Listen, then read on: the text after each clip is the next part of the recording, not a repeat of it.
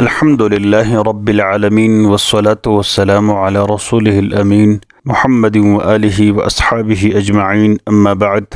کل ہم نے وہ معذوریاں بیان کیے تھے جن میں روزہ نہ رکھنے کی اجازت ہے، اور ایسی معذوریاں وہ 10 ہے، تفصیل کے ساتھ ہم نے بیان کیا تھا۔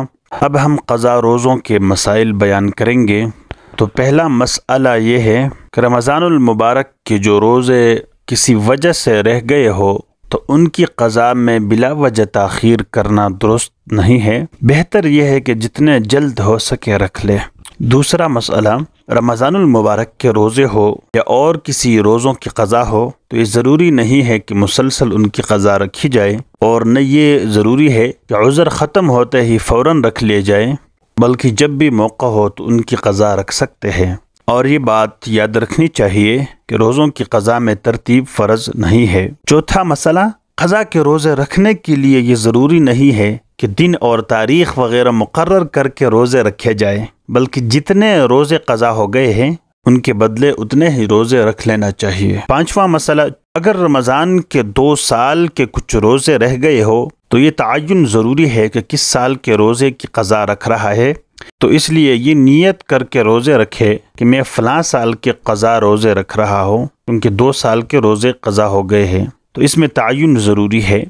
پانچواں مسئلہ، قضا روزے رکھنے کے لیے ضروری ہے کہ رات سے نیت کی جائے۔ اگر صبح صادق کے بعد قضا کی نیت کی تو قضا پھر درست نہیں ہے، پھر یہ روزہ نفل ہو جائے گا اور قضا کا روزہ پھر رکھنا واجب ہے۔ چھٹا مسئلہ، اگر رمضان کے کچھ روزے چھوٹ گئے ہو اور ان کی قضا رکھنے کا موقع نہ مل سکا ہو کہ اچانک دوسرا رمضان آ گیا تو اب رمضان کے ادا روزے رکھے، قضا روزے رمضان کے بعد رکھے۔ ساتواں مسئلہ، کسی نے شک کے دن میں رمضان کا روزہ رکھا، بعد میں معلوم ہوا کہ آج تو شعبان کی 30 تاریخ ہے، تو یہ روزہ نفلی ہو جائے گا، اگرچہ مکروہ ہوگا، اور اگر معلوم ہونے کے بعد توڑ دے تو اس کی قضا واجب نہ ہوگی، اس لیے کہ فعل مظنون میں قضا واجب نہیں ہوتی، اور اگر یہ معلوم ہوا کہ آج یکم رمضان ہے تو پھر وہ رمضان کا روزہ قرار پائے گا۔ تو یہ قضا روزوں کے کچھ مسائل تھے ہم نے پڑھے۔ اب ہم کفارے کے مسائل بیان کریں گے۔ سب سے پہلے تو یہ جاننا چاہیے کہ رمضان المبارک کا روزہ فاسد ہو جائے تو اس کا کفارہ یہ ہے کہ 2 مہینے کے مسلسل روزے رکھے جائیں، درمیان میں کوئی ناغہ نہ کیا جائے، اور اگر کسی وجہ سے ناغہ ہو جائے تو پھر نئے سرے سے پورے 60 روزے رکھے جائیں، اور ناغے سے پہلے جو روزے رکھ لیے تھے ان کا شمار نہ ہوگا۔